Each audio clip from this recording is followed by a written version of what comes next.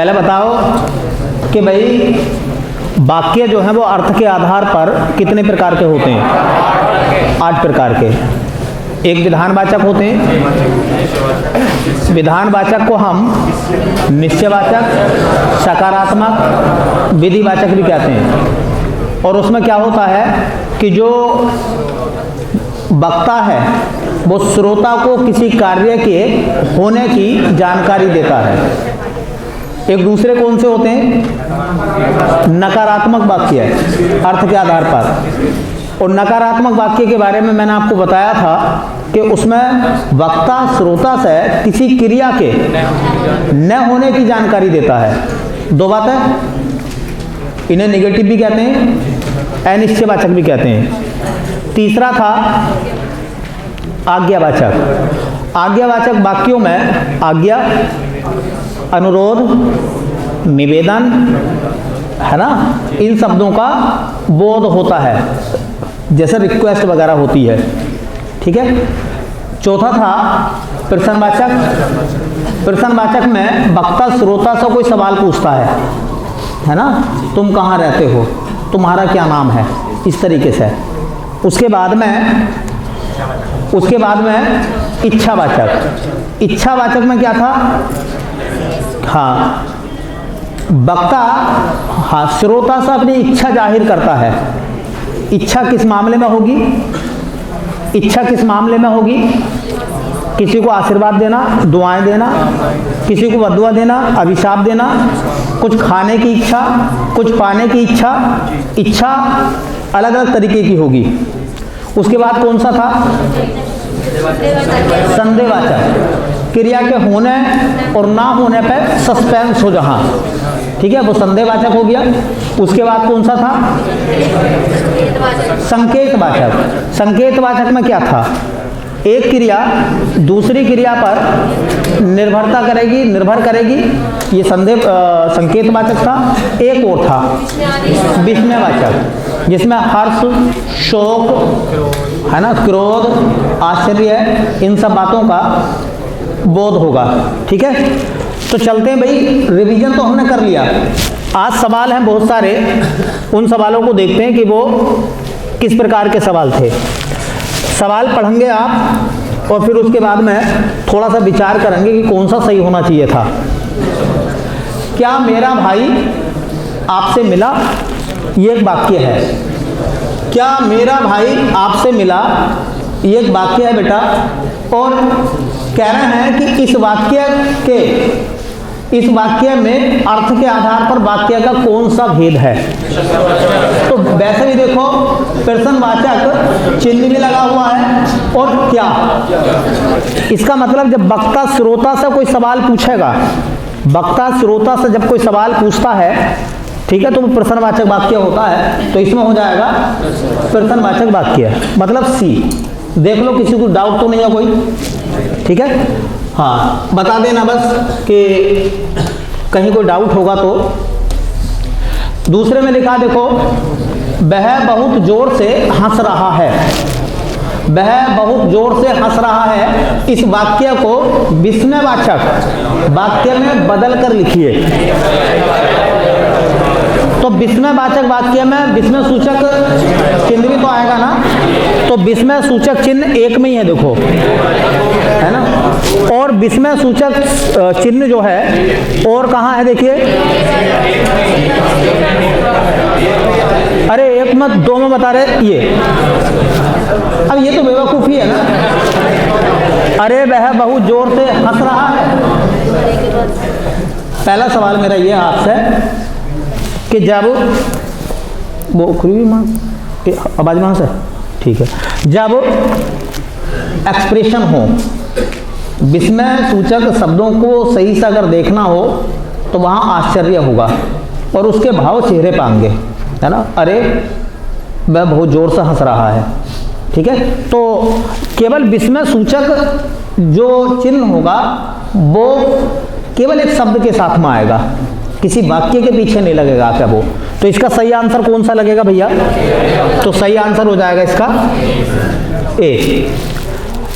इसका मतलब इससे एक बात जाहिर हुई है कि वो वाक्य के रूप भी बदल पाएगा।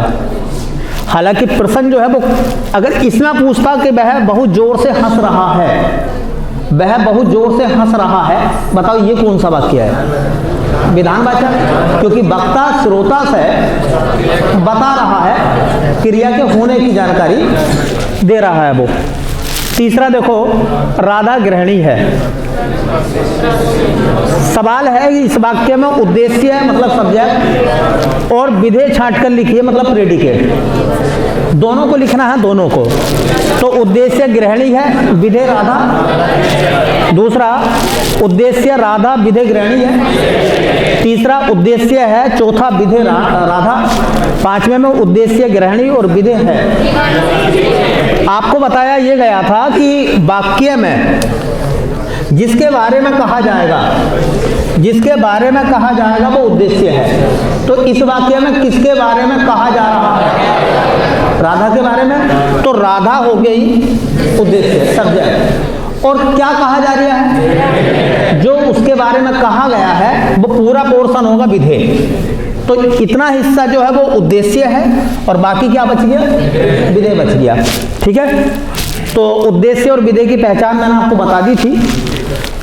देखिए, अभय डॉक्टर है, इस वाक्य को निषेधवाचक वाक्य में कैसे लिखा जाएगा? निषेध मतलब निगेटिव बनाना है इसका। फिलहाल ये जो वाक्य विधानवाचक है, क्योंकि वक्ता श्रोता को कोई जानकारी दे रहा है। वक्ता ने कहा कि अभय डॉक्टर है, ठीक है, अभय डॉक्टर है, ये मैंने आपको जानकारी दी है, इसको निगेटिव बनाना है। तो क्या अभय डॉक्टर है? अरे अभय डॉक्टर है, अभय डॉक्टर नहीं है। अभय डॉक्टर क्यों है? तो कौन सा बनेगा? तो सी ऑप्शन बन जाएगा, अभय डॉक्टर नहीं है। क्योंकि निगेटिव शब्दों में न, नहीं ऐसे शब्दों का इस्तेमाल होता है निगेटिव में। चलिए अगला सवाल देखते हैं। मेरा पत्र पिताजी को मिला, मेरा पत्र पिताजी को मिला, इस वाक्य को प्रश्नवाचक वाक्य में बदलिए। मेरा पत्र पिताजी को मिला, इस वाले को प्रश्नवाचक में बदलना है। क्या मेरा पत्र पिताजी को मिला प्रश्नवाचक सही हो जाएगा? शायद मेरा पत्र पिताजी को मिला, है ना? अरे मेरा पत्र पिताजी को मिला, और उसके बाद में मेरा पत्र पिताजी को नहीं मिला, ये निगेटिव है, ये विस्मयबोधक में आ जाएगा। इसके आगे वो चिन्ह हटाओ पहले, तो संदेह बनेगा फिर, और उसके बाद में ये वाला हो गया प्रश्नवाचक। तो इसमें प्रश्नवाचक कौन सा है? पहला ऑप्शन। चलिए आगे देखते हैं। उसके बाद, मुझे आज बाहर घूमने का मन हो रहा है। वैसे मुझे आज या मेरा आज होना चाहिए था। हाँ, मेरा आज बाहर घूमने का मन हो रहा है, सही तो ये बनेगा फिर, है ना? तो टाइपिंग में हो गई होगी कुछ एरर। यह वाक्य किस प्रकार का है? अच्छा देखो, मन हो रहा है कुछ घूमने का, कुछ खाने का, कुछ कहने का, तो ये क्या है फिर? इच्छा है ना? तो इसमें वाक्य आएगा कौन सा भैया? सी ऑप्शन हो जाएगा, इच्छावाचक वाक्य है। ठीक है, चलिए अगला सवाल देखते हैं, सातवां सवाल। जिन वाक्यों में संदेह या संभावना का बोध होता है, वह अर्थ की दृष्टि से कौन सा वाक्य भेद है? बोलो। संदेहवाचक, संकेतवाचक, इच्छावाचक, विस्मयादि बोधक। तो कौन सा आएगा? संदेहवाचक। संदेहवाचक जहां किसी क्रिया के होने की संभावना, ठीक है, ये संदेह हो, ठीक है। जैसे शायद आज मोहन शहर जाएगा, तो क्लियर नहीं है ना, शक है, तो वो क्या बनेगा? संदेह का उदाहरण माना जाएगा। रमा पत्र लिख रही है, इस वाक्य में अर्थ के आधार पर वाक्य का कौन सा भेद है? रमा पत्र लिख रही है, विधानवाचक, संदेहवाचक, प्रश्नवाचक, आज्ञावाचक। अच्छा देखो, रमा पत्र लिख रही है, ये किसी ने कहा है और किसी से कहा है। इसका मतलब वक्ता श्रोता से किसी काम के होने की जानकारी देता है, तो वाक्य बनेगा कौन सा? विधानवाचक के रमा पत्र लिख रही है, ये जानकारी वक्ता ने श्रोता को दी है। अच्छा, अगर मैं इसे बना दूं कि रमा पत्र नहीं लिख रही है, रमा पत्र नहीं लिख रही है, इसका मतलब वक्ता श्रोता से काम के ना होने की जानकारी देता है। आगे देखें, बहुत सुंदर,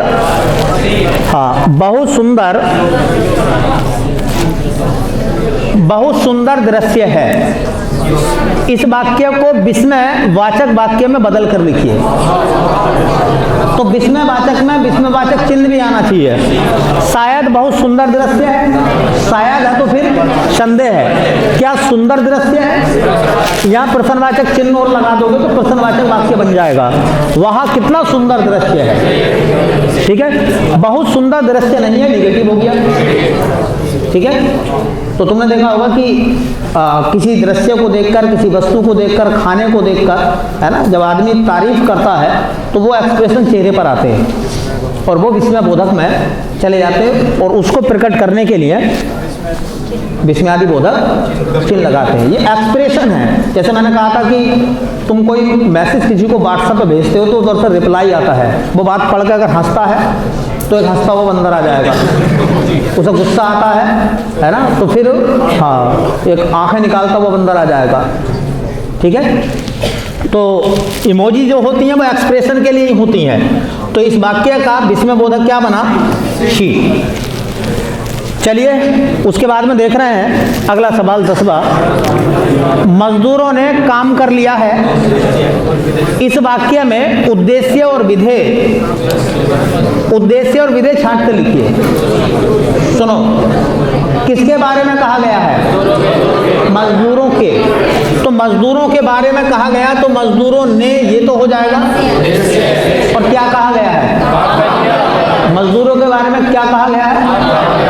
काम कर लिया है। इसका मतलब ये हो जाएगा विधेय। अब हिसाब देख लो, काम कर लिया है ये उद्देश्य तो गलत है, मजदूरों ने ये उद्देश्य ठीक है, काम कर लिया है, चलिए वो हो सकता है एरर हो गई हो। मजदूरों ने काम, और डी में था, डी भी देख लेते हैं, लिया विधेय मजदूरों ने, है ना।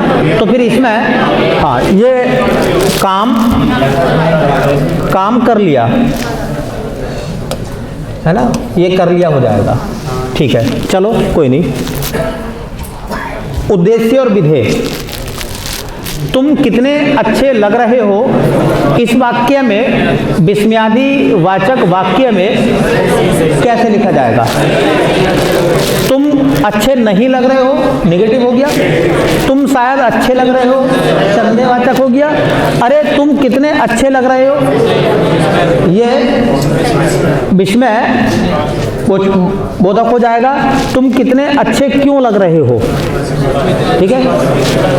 तो इसका मतलब क्या हो गया? फिर कौन सा बनेगा? सी ऑप्शन, है ना। अरे वहाँ ये सब जो है विस्मय को प्रकट करते हैं, ठीक है। तो तुमने देखा होगा किसी आदमी को अच्छे कपड़े पहन ले तो लोग तारीफ करते हैं, है ना। पता नहीं अपने अपने हिसाब से भी तारीफ करते हैं। तुम अच्छे अंक से पास हो गए, तुम अच्छे अंक से पास हो गए, इस वाक्य को प्रश्नवाचक वाक्य में बदलिए। क्या तुम अच्छे अंक से पास हो गए? सुनो, इसमें चिन्ह नहीं है। क्या तुम अच्छे अंक से पास हो गए? प्रश्नवाचक चिन्ह भी है, ये भी देखना होगा। अरे तुम अच्छे अंक से पास हो गए, ये विस्मयादि बोधक हो गया। तुम अच्छे अंक से पास नहीं हुए, ये नेगेटिव हो गया। तो तुम्हें कौन सा देखना था? तो कौन सा लगेगा इसमें? B option. चलिए और आगे देखते हैं। अभी तुम बाहर जाओ, यह वाक्य किस प्रकार का वाक्य है? अभी तुम बाहर जाओ, भाई किसी व्यक्ति को आज्ञा या निवेदन, है ना, या अनुरोध क्या होगा, ठीक है। अभी तुम बाहर जाओ, आज्ञावाचक है, संकेतवाचक है, इच्छावाचक है, विस्मयादि बोधक है। क्या लगाओगे इसमें? तो आज्ञावाचक। और देखो, जिन वाक्यों में किसी काम के न होने या न करने का बोध हो, वहां अर्थ की दृष्टि से कौन सा भेद होता है? संदेहवाचक, संकेतवाचक, इच्छावाचक या निषेधात्मक? काम के न होने, क्रिया के न होने का बोध अगर होता है तो कौन सा लगाते हैं हम? तो निषेधवाचक, ठीक है, निगेटिव हो जाएगा। चलिए अगला सवाल, मुझे वह पुस्तक उठाकर दो। मुझे वह पुस्तक उठाकर दो। मुझे वह पुस्तक उठाकर दो, इस वाक्य में अर्थ के आधार पर वाक्य का कौन सा भेद है? विधानवाचक, संदेहवाचक, प्रश्नवाचक, आज्ञावाचक? अरे मैंने कही भाई साहब वो किताब उठा दियो, ठीक है, तो निवेदन कर दिया हूँ, है ना, किताब उठा कर दो, तो ये आज्ञा है, ठीक है, तो ये आज्ञा में आएगा, है ना, इसमें संदेह नहीं है, संकेत नहीं है। संकेत तो तब होता जब एक क्रिया दूसरी क्रिया पर निर्भर करती। अगर मैं किताब उठाता, ठीक है, तो मैं उसे बताता, ठीक है, तो इसका मतलब ये संकेत है, चाहे वो निर्भरता के हों या बिना निर्भरता के हों। तो इसमें कौन सा आएगा? आज्ञावाचक। क्या आप उसे जानते हैं? इस वाक्यों को विधानवाचक वाक्य में बदल कर लिखिए। क्या आप उसे जानते हैं? विधानवाचक बनाना है। आप उसे जानते हैं? आप उसे कैसे जानते हैं? शायद आप उसे जानते हैं, आप उसे नहीं जानते हैं। कौन सा आएगा? आप उसे, है ना, तो आप उसे जानते हैं, ये कौन से में आ जाएगा? है ना, ए में आ जाएगा, ठीक है। चलो अगला सवाल देखो, गंगाधर जी का हिंदी भाषा पर पूर्ण अधिकार है। गंगाधर जी का हिंदी भाषा पर पूर्ण अधिकार है, इस वाक्य में उद्देश्य और विधेय छांट कर लिखिए। वाक्य में किसके बारे में कहा गया है? गंगाधर जी। क्या कहा गया है ना, हाँ, हिंदी भाषा पर पूर्ण अधिकार है, तो गंगाधर जी का ये तो हो गया उद्देश्य, हिंदी भाषा पर पूर्ण अधिकार है, पहला सही है। ये दूसरा, हिंदी भाषा पर पूर्ण अधिकार है गंगाधर जी का, हिंदी पर विधेय गंगाधर जी का, और चौथे में लिखा है गंगाधर जी का पूर्ण अधिकार है। बताइए आप, तो पहले वाला सही हो जाएगा ना? हाँ, तो पहला वाला सही हो जाएगा। अच्छा देखो, तुमने इन सवालों में जितने तुमने अब तक पढ़े हैं, तो दो प्रकार की कैटेगरी मिल रही है, एक वाक्य के प्रकार और वाक्य के अंग, उद्देश्य और विधेय पर आधारित, है ना, तो वो दोनों चीजें यहाँ कवर हो जाएंगी अपनी। चलिए अगला सवाल, अरे सूर्य गर्मी दे रहा है, इस वाक्यों को विधानवाचक वाक्य में कैसे लिखा जाता है? क्या सूर्य गर्मी दे रहा है? अरे सूर्य गर्मी नहीं दे रहा है, सूर्य गर्मी देता है, सूर्य गर्मी नहीं दे रहा है।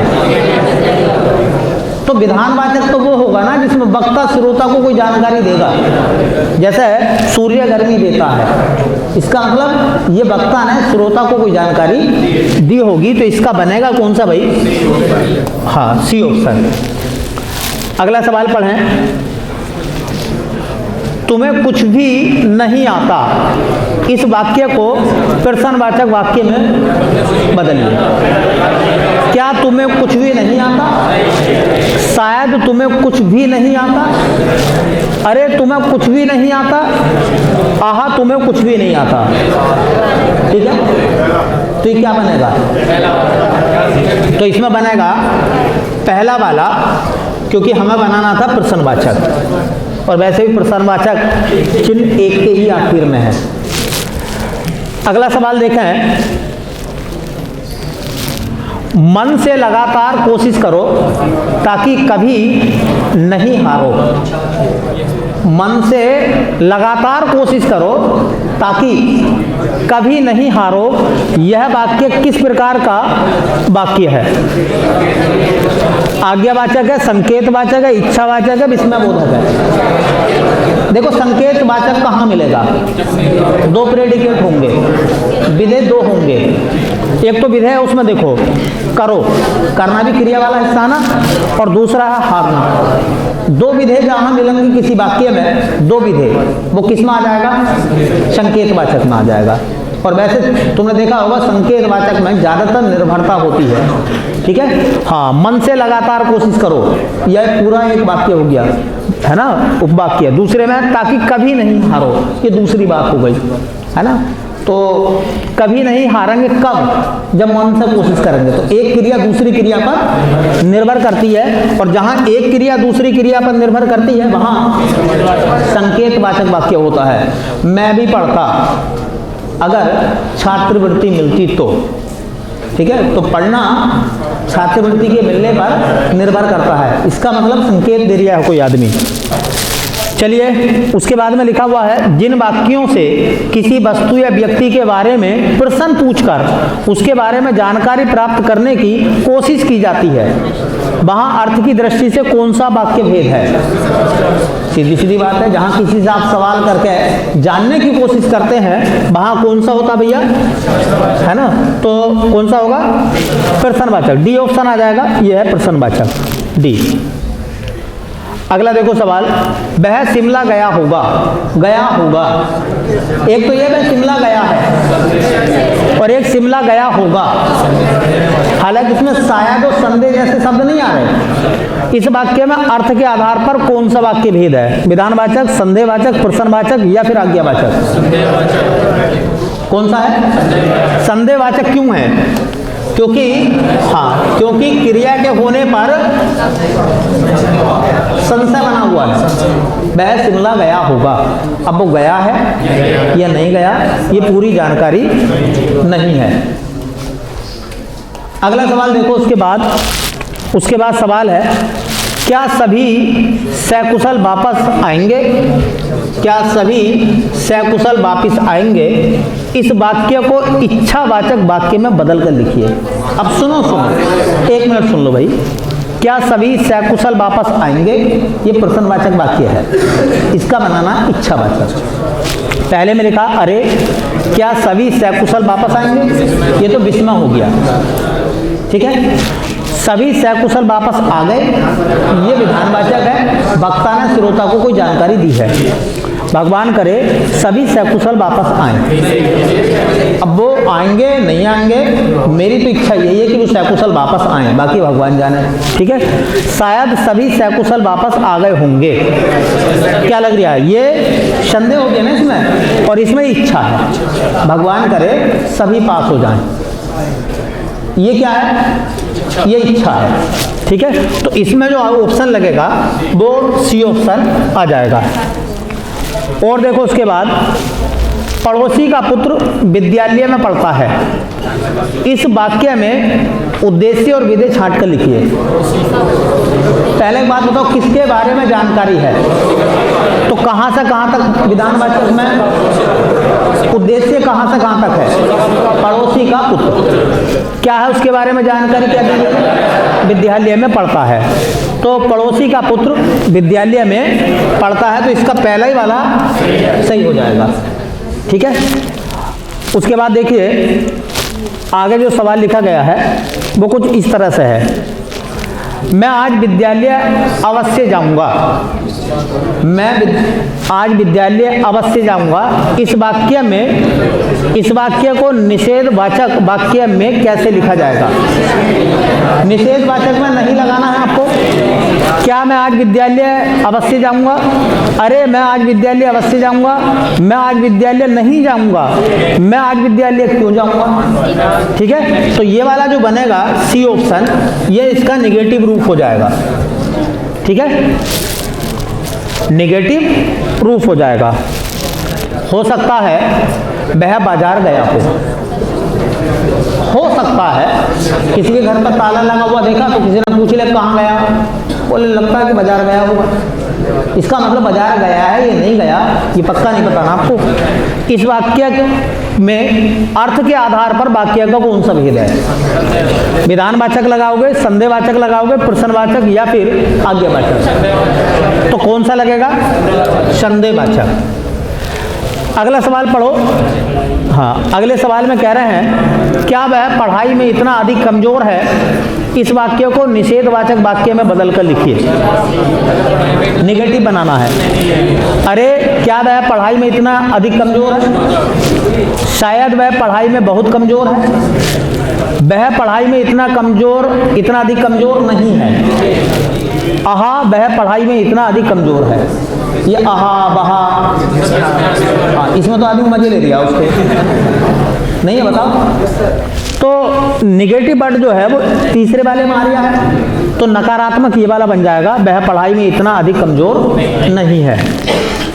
अगला देखें, अनुराधा एक अध्यापिका है। इस वाक्य में उद्देश्य और विधेय छांट कर लिखिए। वाक्य में किसके बारे में कहा गया है?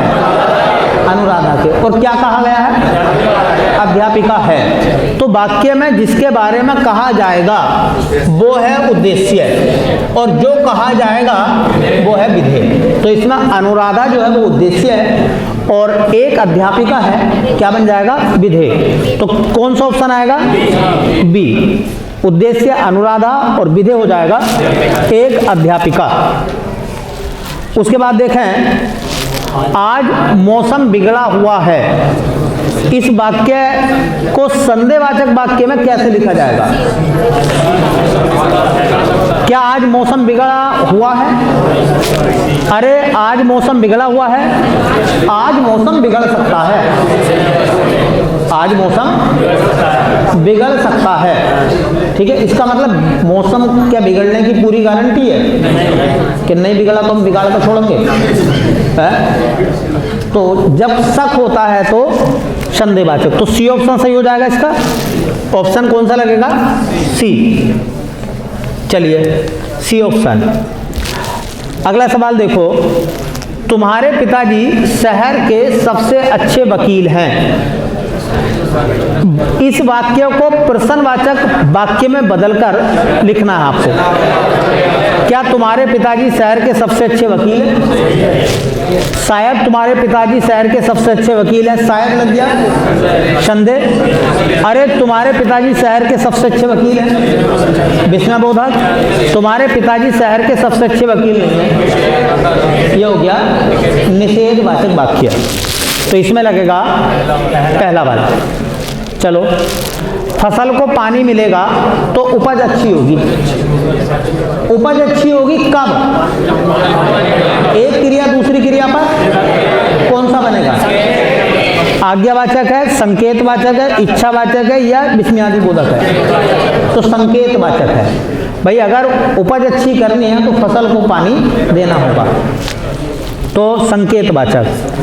ऐसा वाक्य जिनमें आदेश, आज्ञा या अनुमति का पता चले या बोध हो, वहां अर्थ की दृष्टि से कौन सा वाक्य भेद होता है? तो आज्ञावाचक, संकेतवाचक, इच्छावाचक, विस्मयादिबोधक। तो कौन सा लगाओगे? आज्ञावाचक। आज्ञा, अनुरोध, निवेदन, ठीक है, नहीं आशीर्वाद इच्छा में पहुंचेगा, ठीक है। चलिए अगला सवाल। भगवान करे तुम्हें तुम्हारे बुरे कर्मों का फल जरूर मिले, है ना। इस वाक्य में अर्थ के आधार पर वाक्य का कौन सा भेद है ना। बोलिए, जब आदमी को किसी के साथ बुरा करता तो लोगों के मुंह से उनके खिलाफ बुरा निकलता है कि भगवान करे तुम्हें तुम्हारे बुरे कर्मों का फल अवश्य या जरूर मिले। अब वो मिलेगा नहीं मिलेगा वो तो भगवान जाने, लेकिन हम तो यही चाहते हैं कि उससे ऐसा, हाँ उसके साथ ऐसा हो, ठीक है। तो कौन सा आएगा बताओ? इच्छावाचक, क्योंकि इसमें वक्ता की इच्छा है। अगला सवाल क्या है? सैनिकों को आगे बढ़ना चाहिए। सैनिकों को आगे बढ़ना चाहिए, इस वाक्य को आज्ञावाचक वाक्य में बदल कर लिखिए। यह आज्ञा है। शायद सैनिकों को आगे बढ़ना चाहिए। क्या सैनिकों को आगे बढ़ना चाहिए? सैनिकों आगे बढ़ो। ऑर्डर कौन से में आएगा? सैनिकों आगे बढ़ो, सैनिकों को आगे नहीं बढ़ना चाहिए, तो निगेटिव हो गया। और ये कौन सा हो गया? सैनिकों आगे बढ़ो, ये ऑर्डर दिया गया है, ये आज्ञा है। मतलब ये दूर से आते हुए वृद्ध मेरे दादाजी हैं। ये दूर से आते हुए वृद्ध मेरे दादाजी हैं। इस वाक्य में उद्देश्य और विधेय छांटकर लिखिए।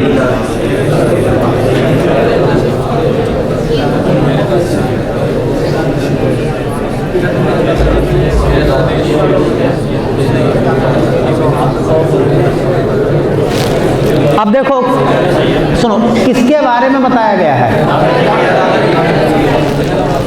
ये दूर से आते हुए वृद्ध मेरे दादाजी हैं। तो जानकारी किसके बारे में मिल रही है? अब देखो, उद्देश्य मेरे दादाजी हैं, ये दूर से आते हुए वृद्ध। दूसरे में ये दूर से आते हुए वृद्ध विधेय मेरे दादाजी हैं। तीसरी, वृद्ध और विधेय में लिखा मेरे दादाजी हैं। दादाजी उद्देश्य में, विधेय ये दूर से आते हुए वृद्ध।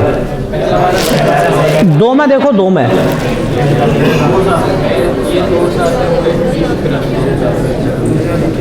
ये दूर से आते हुए वृद्ध मेरे दादाजी हैं।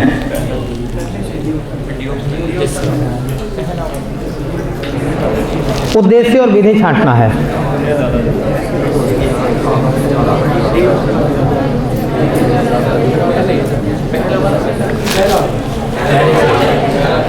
वाक्य को पढ़ो। देखो, अभी तक आपको लोगों को ये पता नहीं चला कि वाक्य में बात किसकी चल रही है। अबे दादाजी तो बाद में बताया उसने। वो कह दिया ये दूर से जो बुढ़े आ रहे हैं ना, गाँव में ऐसे कहते हैं ना, हाँ, ये दूर से जो वृद्ध आ रहे हैं ये मेरे दादाजी हैं। इसका मतलब बात चल रही है दूर से आते हुए आदमी की। वाक्य में किसके बारे में बताया गया है? जो दूर से आ रहा है। और उसके बारे में क्या कहा गया है? मेरे दादाजी हैं। तो दादाजी की बात तो बाद में थी, पहला बात किसकी थी वाक्य में? तो जानकारी किसके बारे में दी है? अब किसी ने पूछा होगा अबे ये दूर से जो बूढ़े व्यक्ति आ रहे हैं ये कौन है? तब उसने कहा होगा मेरे दादाजी हैं। बात समझ में आ गई? तो ऐसी चीज़ों को थोड़ा ध्यान में रखना कि पहले ये देखना कि बात चल किसकी रही है, ठीक है, और उस चलते हुए व्यक्ति के बारे में क्या बताया गया है। तो ये दूर से आते हुए वृद्ध, दूर से आते हुए वृद्ध कौन है? क्या बताया गया उनके बारे में? कि वो दादाजी हैं। तो विकल्प कौन सा लगेगा? बी विकल्प लगेगा। ये दूर से आते हुए वृद्ध मेरे दादाजी हैं। आप बहुत ही सुंदर लिखती हैं। इस वाक्य को विस्मयादि वाचक वाक्य में कैसे लिखा जाएगा? आप बहुत सुंदर नहीं लिखती, नेगेटिव हो गया। आप बहुत सुंदर क्यों नहीं लिखती, क्वेश्चन वाचक वर्ड लगा दोगे तो फिर प्रश्नवाचक बन जाए। अरे वाह, आप बहुत सुंदर लिखती हैं। ठीक है। आप मेरे साथ बगीचे में घूमने चलेंगी, इस वाक्य को प्रश्नवाचक वाक्य में बदलिए। शायद आप मेरे साथ बगीचे में घूमने चलना पसंद करेंगी। क्या आप मेरे साथ बगीचे में घूमने चलेंगी? क्या लग गया? प्रश्न पूछा गया है, इसका मतलब प्रश्नवाचक वाक्य बनेगा। हे राम, तुमने मेरे दोस्त के साथ इतना बुरा क्यों किया? ये वाक्य पहले देखो कौन सा है? अफसोस है। जहां अफसोस जैसी बातें आएंगी वहां विस्मयबोधक होगा और वैसे भी चिन्ह लगा हुआ है। ठीक है। तो आज्ञावाचक है, संकेतवाचक है, इच्छावाचक है या विस्मयादि बोधक है? तो विस्मयादि बोधक। वे वाक्य है जिनसे हमें एक क्रिया का दूसरी क्रिया पर निर्भर होने का बोध हो। वहां अर्थ की दृष्टि से कौन सा वाक्य भेद होता है? तो संदेहवाचक होता, संकेत, इच्छा या निषेधात्मक। तो कौन सा होगा? जहां एक क्रिया दूसरी क्रिया पर निर्भर करेगी वहां संकेत होगा। जहां क्रिया के होने पर शक हो या ना होने पर शक हो वहां संदेह होगा। इनमें दोनों में फर्क थोड़ा सा देख लेना। जहाँ संभावना हो, शक हो, वहाँ संदेह, और जहाँ दो क्रियाओं की निर्भरता हो वहाँ संकेत दिया जाता है। शायद आज राम अभी तक स्कूल नहीं पहुँचा है, पहुँचा होगा। इस वाक्य में अर्थ के आधार पर वाक्य का कौन सा भेद है? अब देखो शायद लग गया है ना, शायद लग गया तो फिर वो संकेत विधानवाचक में आएगा, संदेहवाचक में, प्रश्नवाचक में, आज्ञावाचक में। तो इसमें संदेह है। शायद आज वर्षा हो, शायद आज वर्षा ना हो। ठीक है। तो दोनों ही संदेह के दायरे में है। जल्दी उठने पर बस नहीं छूटती। जल्दी उठने पर बस नहीं छूटती, इस वाक्य को संकेतवाचक वाक्य में बदल कर लिखिए। जल्दी उठने पर बस कैसे नहीं छूटती? अरे जल्दी उठने पर बस नहीं छूटती, शायद जल्दी उठने पर बस नहीं छूटती। आगे लिखा हुआ है थोड़ा जल्दी उठ जाते तो बस नहीं छूटती। एक क्रिया दूसरी क्रिया पर निर्भर करती है, इसका मतलब ये संकेत है। यहाँ लाल पीले फूल खिले हुए हैं, इस वाक्य में उद्देश्य और विधेय को छांट कर लिखिए। अच्छा, किसकी बात चल रही है? जानकारी वाक्य में किसके बारे में है?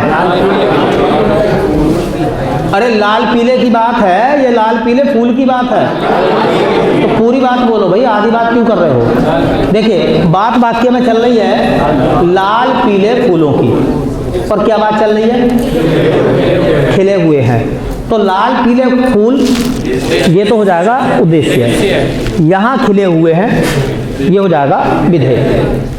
ठीक है, तो इसे ऐसे भी आप कह सकते थे कि लाल पीले फूल यहाँ खिले हुए हैं। ठीक है, तो देखो लाल पीले फूल यहाँ खिले हुए हैं, पहले में यहाँ लाल पीले, दूसरे में लिखा है विधेय में खिले हुए हैं, तीसरे में लाल पीले खिले हुए हैं, फूल हैं यहाँ खिले हुए। सही क्या है? अब देखो इस वाले वाक्य को थोड़ा सा देखो, तो मैंने यहाँ छोड़ दिया, इसमें यहाँ तो जगह बताई गई है। यहाँ लाल पीले फूल खिले हुए हैं, वक्ता ने श्रोता को कोई जानकारी दी, विधानवाचक वाक्य है। ठीक है, दूसरी बात इसमें यह है कि जानकारी चल रही है फूलों की, और फूल विशेषता के साथ आएंगे। विशेषता क्या है? लाल पीले फूल। उद्देश्य हो जाएगा यहाँ खिले हुए हैं।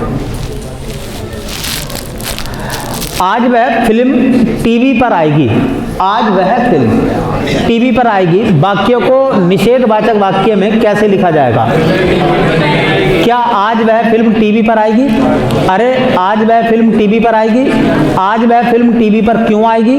आज वह फिल्म टीवी पर नहीं आएगी। नेगेटिव बन गया। चलिए, तुम्हारी बहन काम करती है, इस वाक्य को प्रश्नवाचक वाक्य में बदलिए। अपने आप बना सकते हो, कोई इतनी बड़ी बात नहीं है। तुम्हारी बहन कुछ काम करती है, शायद तुम्हारी बहन कुछ काम करती है। अरे तुम्हारी बहन काम करती है, तुम्हारी बहन क्या काम करती है? अब क्या काम करती है, क्या तुम्हारी बहन काम करती है, तो दोनों बन जाएंगे क्या पहले लगा लो। अगर क्या पहले लगा लोगे तो उसका जवाब हाँ और ना में आ जाएगा। क्या तुम्हारी बहन काम करती है? यस नो, दो ऑप्शन है उसके पास में। और यहाँ तुम्हारी बहन क्या काम करती है, इसका मतलब यस नो नहीं चलेगा, फिर आपको बताना पड़ेगा क्या काम करती है, काम के बारे में। देश में अपराधियों का खौफ शायद अभी भी है। देश में अपराधियों का खौफ शायद अभी भी है। यह किस प्रकार का वाक्य है?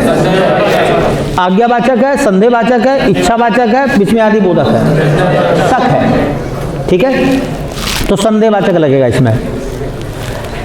ऐसे वाक्य है जिनमें हमें आश्चर्य, शोक, घृणा, अत्यधिक खुशी, स्तब्धता आदि भावों का बोध हो, वहाँ अर्थ की दृष्टि से कौन सा भेद होता है? तो जहाँ फीलिंग हो, इमोशंस हो, भाव हो, वहाँ विस्मयादि बोधक होता है। तो संदेहवाचक, संकेतवाचक, विस्मयादि बोधक, तो विस्मयादि बोधक। हिमालय भारत के उत्तर दिशा में स्थित है, इस वाक्य में अर्थ के आधार पर वाक्य का कौन सा भेद है? हिमालय भारत की उत्तर दिशा में स्थित है, इसका मतलब वक्ता ने श्रोता से कोई जानकारी शेयर की है, क्रिया के होने के बारे में जानकारी दी है। तो विधानवाचक, संदेहवाचक, प्रश्नवाचक, आज्ञावाचक। रमन आज जरूर खेलने आएगा। रमन आज जरूर खेलने आएगा, इस वाक्य को निषेधवाचक वाक्य में बदल कर लिखिए। अरे रमन आज जरूर खेलने आएगा, रमन आज खेलने नहीं आएगा। नेगेटिव हो गया। भगवान करे रमन आज जरूर खेलने आए, इच्छा हो गई। शायद रमन आज जरूर खेलने आएगा, संदेह हो गया। तुम यहाँ आओ, तुम यहाँ आओ, तुम यहाँ आओ, इसका मतलब किसी को से रिक्वेस्ट कर रहे हैं हम। वाक्य में उद्देश्य और विधेय छांट कर लिखना है। पहली बात बताओ किसके बारे में बात चल रही है? तुम के बारे में। और क्या बात चल रही है? यहाँ आओ, तो तुम यहाँ आओ, पहला सही हो जाएगा। 50वां, राधा तुम डांस करोगी। इस वाक्य को प्रश्नवाचक वाक्य में कैसे लिखा जाएगा? कैसे लिखेंगे?